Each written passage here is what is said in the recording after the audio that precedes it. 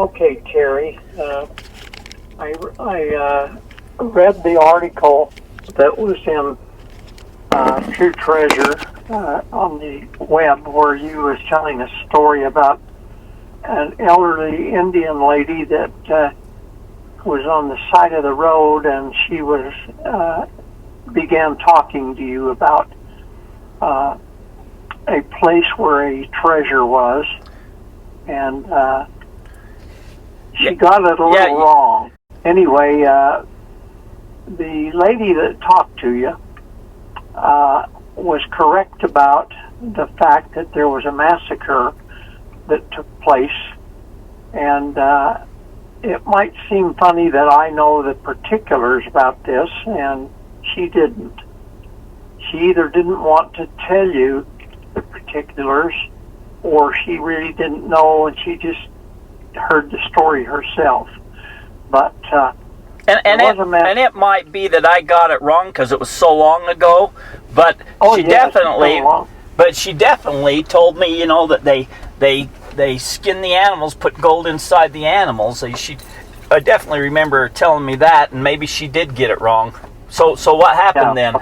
And how do you know? What happened is during the massacre that took place that she was talking about, there was a number of wagons, little carts that they had, coming up a long road up over a pass, and the Indians were waiting for them.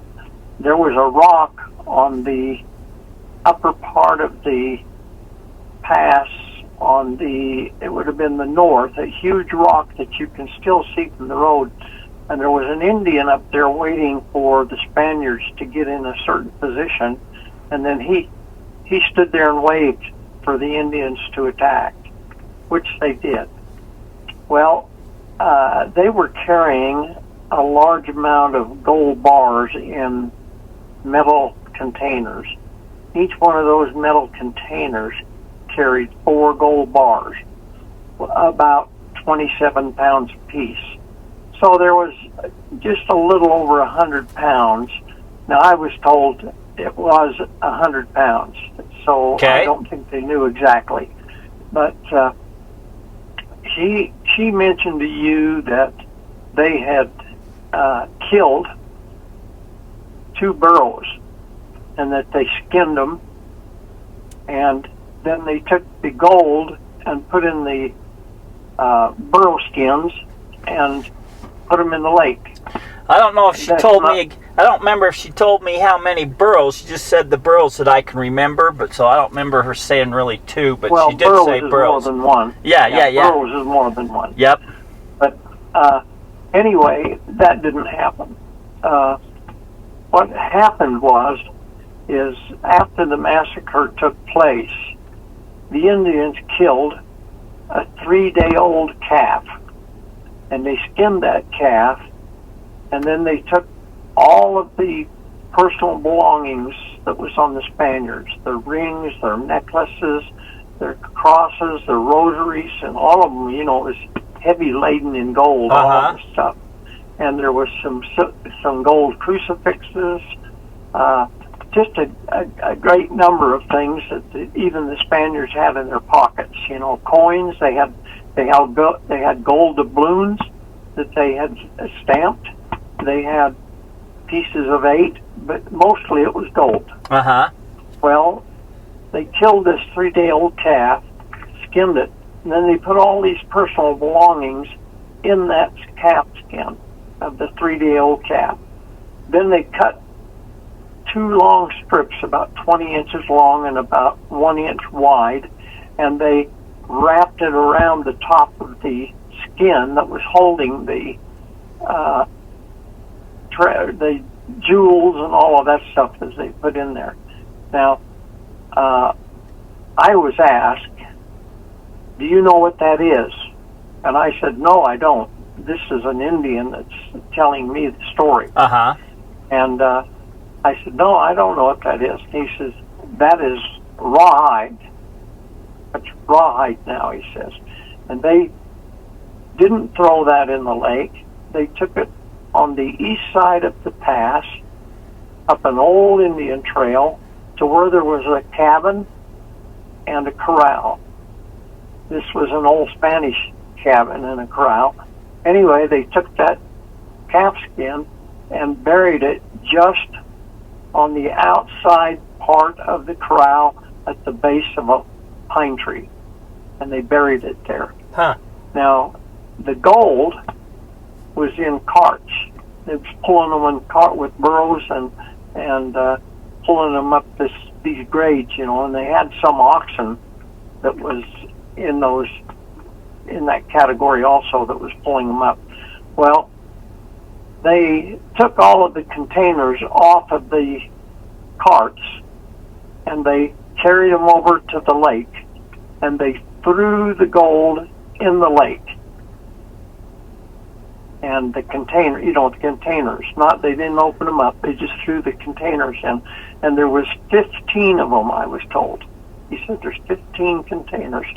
So that there's 1,500 pounds of gold in that lake, where I was told.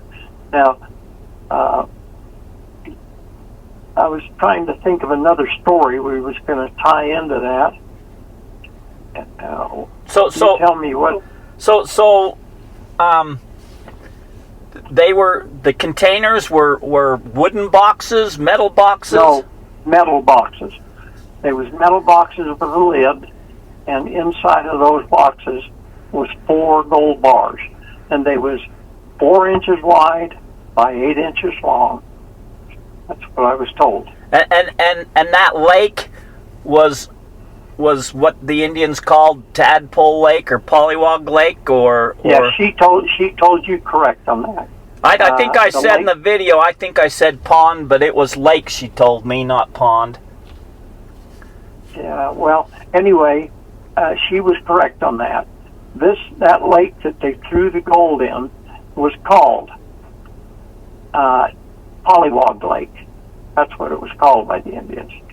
And of course, pollywogs turned into tadpoles and tadpoles into frogs. Yep. So at the later end of the year, you know, they could hear all the frogs croaking and making a noise. But during the early part of the spring, it was all pollywogs all around it. So, and they kind of congregated around a spring. So this was told to you by an older Indian, and is that who told you this story was an older Indian? Yes. So now, not only did he tell me the story, I think you've told me. I think I know this story because I think I know who you're talking about because you've told me about these boxes before, but I'm not going to say. So, anyways, okay. So yeah. Go ahead. Well, go ahead. He not only told me the story, he took me there. And on the way up we was down by the river, and we crossed over the river. Can you say what river? You want to keep that a secret? No, it was Rock Creek. Okay. It was Rock Creek. Okay. Anyway, we crossed the river, and he said, let's go up at the top, he says. Do you know where the area of the big trees are? And I said yes, but I really didn't know, but I figured if I could see big trees, I would know them, you know. Yeah. So when I got to the top, I seen the big trees. And I said, are those the big trees you're talking about? He said, yes. Where's the lake from there? And I said, oh, it's just about a half a block below us. He said, well, he said, it's just on the other side of those big trees is where the cabin is and the corral. He said, but turn around and let's go down to the lake. So we went on down the road and we got to this lake, and he said, right there, he said, and he's pointing. And I said, right there what? What do you mean? He says, gold bars. That's where those gold bars are. He says, you go get one of them buzz boxes. He meant a metal detector. And he said, go around the top of the lake and work your way around, he says, and you'll hear them buzz. He says, you'll hear them. And I said, well, okay, I'll do that sometime. But he says, right here is where they threw those in. So how did he know about that? Was he involved in it? He lived with the chief. Oh, okay. That's how he knew. Okay. And Dick was his uncle. Dick Von Rhoades? Yeah, Dick Von Rhoades was his uncle. Okay. And Von Rhoades was the chief, and that's how he knew about this stuff. Okay. So, anyway, it was the truth. He took me there, and it's not a story that somebody's made up.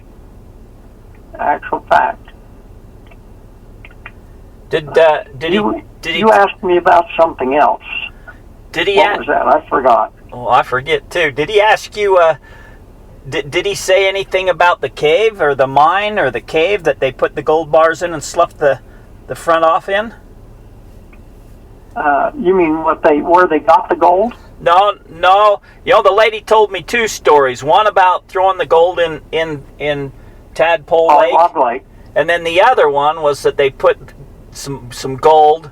There was two different of these raids or massacres or whatever you want to call them. One of them, they put the gold either in a mine or a cave, I can't remember, and sloughed the whole mountain off in front of it.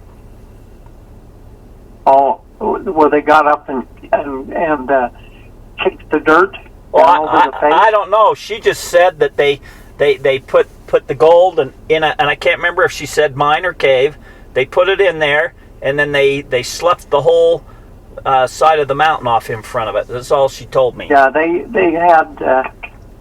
had black cavalry do that, and they got them up there, and they just kept kicking the dirt above the mine. It was a mine.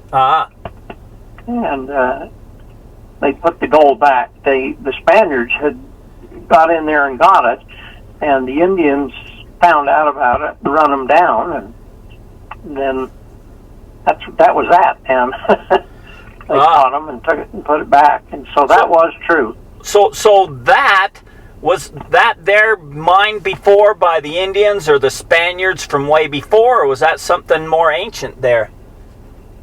No, it was not mined by the Indians ever. It was a mine that whenever they held their dances at the bear dance and the sun dance, they would get a young buck and they would put a leather strap around his neck with a nugget, and they got that nugget from that mine. And then they would take the young Indian, take him up in the mountains, and turn him loose with nothing but a knife. And if he returned, then he was whatever they called them after they returned. But most of them all returned. But when they returned, they took the nugget back and put it back in the mine. So it was kind of a sacred place to them. So it was nuggets in the mine. It was a nugget bearing, and there wasn't smelted gold bars or anything there. It was just natural. No. Okay. No, the Spaniards when they mined that, they just took pure gold out of it. There was no gold bars. Okay. In that, let me see what he told me about that. Well, this is the mine she was talking about, where they took the gold back and put it back in the mine, and then they got these black cavalry and took them up and had them kicked. They had boots, and the Indians didn't, but they had them go up above the mine. It was on a steep face, and sit there and kick it until the dirt come down and swept over the mine, and it took them quite a while to do that, I understood. Part of the reason that they could do that was the fact that they cut a bunch of cedar trees and they put the cedars in point first into the mine, and then they'd set them back on each other about a foot until they got right up into the center of the natural cave where this was. Ah, so they and stepped then they it in. piled rocks on those timbers, and then Okay. they kicked the dirt down over them. Okay. Would have been a pretty tough, thing to do, is kick dirt over an opening, but where they shoved the timbers in first, Yeah. and put the rocks on them, then of course they could do that. And the way they got the blacks to do that was they took them in, and there was a bunch of trees that the Spaniards marked while they was in there getting the gold, and they told these black cavalry that if they would go up and do this, they could cut these. They wanted to have them cut these trees down, and then they could have the trees for timber. And they got, the Indian protection. So they did that. It wasn't all just a freebie type deal. Now, it seems like I heard, do you know about this? Seems like I heard that some of those, I guess they was called buffalo soldiers, huh? Some of them guys came back in and tried to sneak in and get some of the gold and was caught by the Indians. Do you know? Have you heard that? Yeah. Yeah, they caught them. I believe the report I got from my old Indian source was, I think they killed 2 of them and told the rest of them, get out of here. This is what's going to happen to you if you ever come back, and we'll let you go. But don't you ever tell anybody about this place. Don't you ever come back to this place or bring anybody here. And they didn't, because of the 2 blacks that they killed.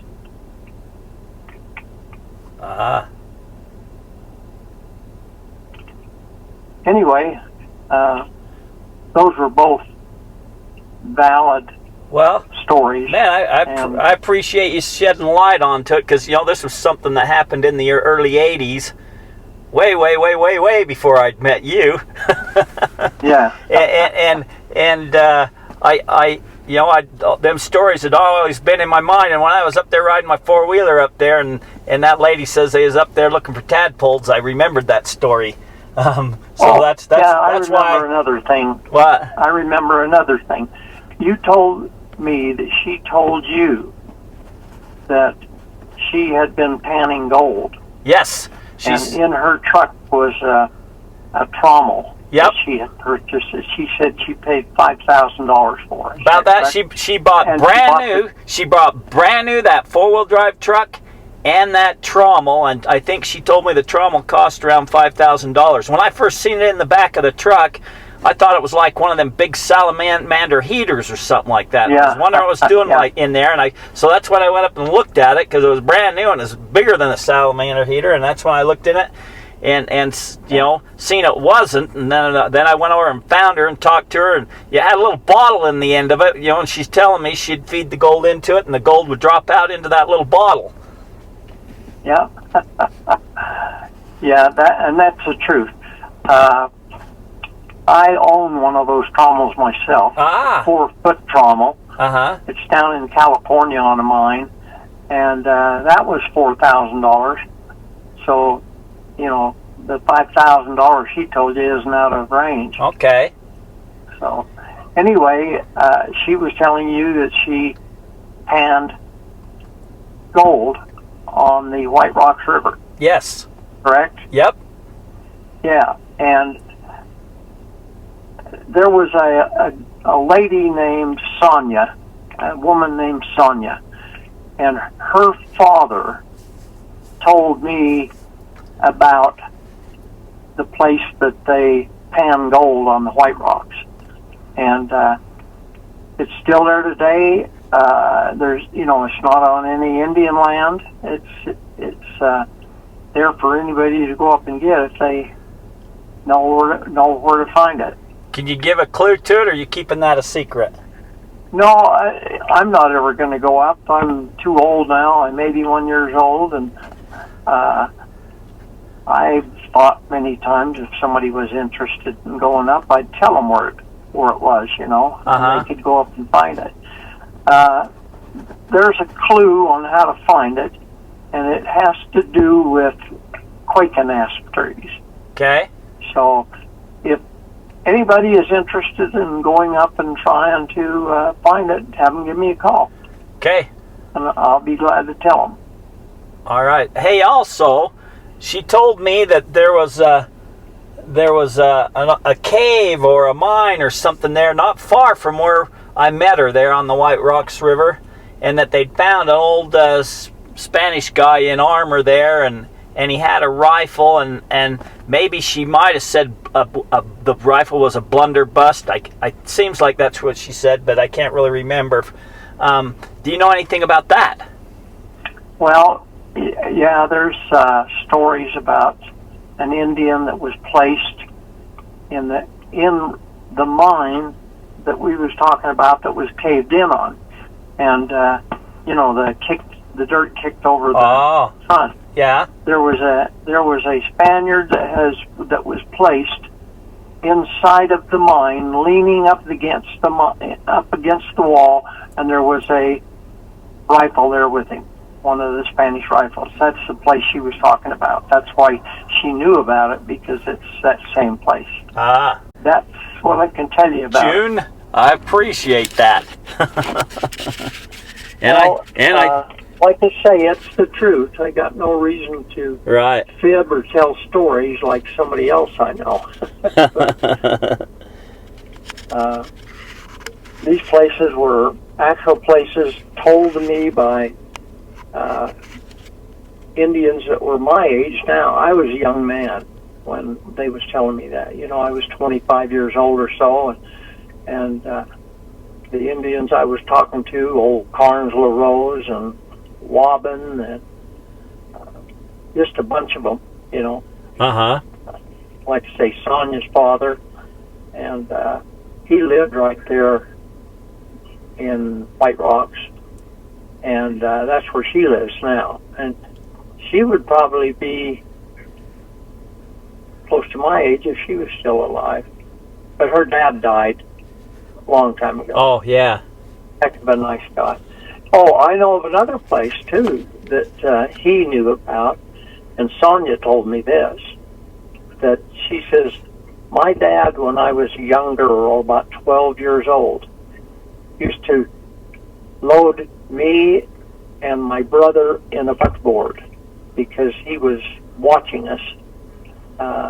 I don't know what her mother was doing or something, but anyway, they would ride up this trail up through these black cedars above White Rocks. And she said that he would many times during the period of, let's say between the time they was 8 years old and maybe 12 in that area, she said they would ride up to a bridge, and then he would say, you wait here, and then he would go down a little draw where the bridge was, so you couldn't mistake the draw, and he would go down, and then he'd come back, and he would tell Sonia and the boy, it's all right, everything's all right, still covered. So I went up there and found the bridge. There was no problem. You just have to know where, Right. in those cedars, those black cedars. But there's got to be a pretty good cache in there. I don't think it was a mine. Although, I'm trying to think of his name. Wasn't Henry. The Wapsock? Trying to think of his first name. Can't think of it. Anyway. His last name was Wapsock? Yeah, he's dead. Okay. He's dead now. Anyway, I was at his house with his wife. She was a white woman. Very, very nice woman. Anyway, we was at his house talking to him, and he had 29 horses there at the time. And he said, anytime you want a horse, you let me know. We'll have to shoe a couple of them, and you can ride up in these places. He said, let me tell you a place where I found gold just on top of the ground. Huh. He says, I was up in these cedars up here, and he pointed where they were. And he says, I was walking up there, coming down, and he says, all of a sudden something caught my eye and glistened. And he says, right around the trunk of a tree, he said, there was just, looked like hundreds of small gold nuggets all over the ground. And he says, it looked like the dirt had pushed up there and cracked, and there was kind of a gray rock there. Huh. And these nuggets were all in that rock. Well, I went up once and tried to look for it, but I'll tell you, that is a big area, and there are thousands of those trees. Yeah. So Well, I only made one attempt, but I know where he pointed. well, I think I've told you this before. I ran into a guy once that had a gray rock. It kind of looked like a pumice. It was gray and had full of holes in that, but it had little BBs of gold all through it. And he told me he picked that up off the Indian reservation. At the time, didn't really think anything about it, and then years later decided maybe he'd go back and try and find that, and he never could find where he was at. He could never find it again. But it was a gray. It was a gray that had little gold BBs all through it. Yeah, that gray rock is very, very particular with the gold in that area. It's in a gray rock, and even the Rhoades Mine is in a gray rock. You knew it was in gray. You knew that, didn't you? I didn't know that. Well, Abe Powell, who was a good friend of mine, that was Caleb Rhoades' nephew. He told me on many occasions that Caleb was getting gold from the one mine in a big gray vein. And so nobody knows what that gray vein is, you know. But that's what it's associated with, that rich gold. Okay. I'd forgot about that, or he said he found that, and so many years ago, been over 30 years since, you know, I talked to him. He died maybe 10 years after that. I used to go down to the cafe there in Roosevelt and have coffee with him and talk with him. That's Abe Powell? Yeah. There was a guy named Archie, an Indian named Archie, and he was, when I was there, he was about 91 years old.